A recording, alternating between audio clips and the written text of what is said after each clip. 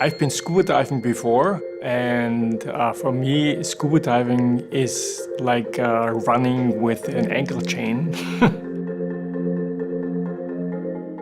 Freediving is breath hold diving. It's any diving without compressed gas. So if you're not diving on scuba and you're underwater, you're freediving. Herbert is the world's greatest freediver ever, hands down. What's really extraordinary about Herbert is he's doing dives no one else has done before. So every dive he's done is the first time a human being has done it. I love swimming and diving, interacting with marine life. You're more than just a spectator, and it's just a world that opens up, and I wouldn't want to miss it. I think as a good freediver, you have to be in tune with your body. Not many people comprehend what means really listening to the body.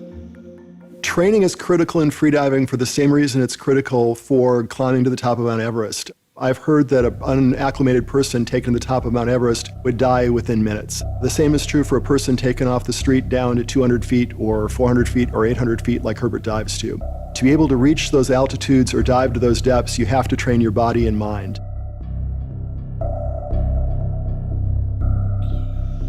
Packing is a technique where I go sip by sip. I compress extra air in my lungs, probably twice as much as normal. But this is not something that happens overnight. It's something I practice. Most freedivers are a bit older because then you're mentally stronger, and this is the key factor of freediving, that you stay very calm. Imagine the situation that you are there on the dive rope setting a record, and you have all the eyes on you, the media, the judges, the safety divers, and you have to be in a mode like waking up on lazy Sunday and turning back around in bed.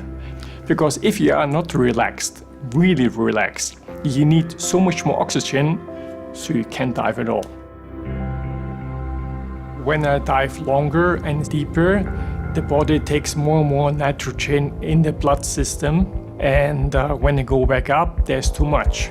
Therefore, you have to off-gas. It's exchanging the excessive nitrogen with oxygen again.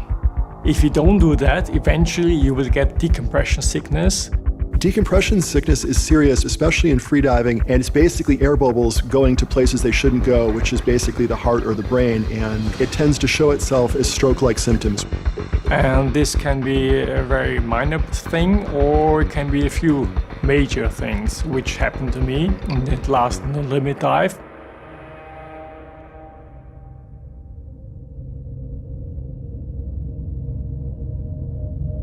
In the beginning, everything went as planned.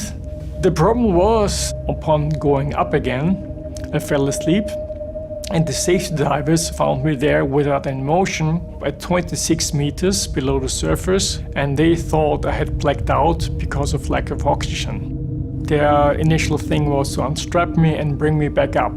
Even though I was trying to stop them, they brought me to the surface. And like 15 minutes after the dive, I felt the onset of decompression sickness, getting limb in my right body half, the leg, the arm, getting a bit numb to no movement, and then, yeah.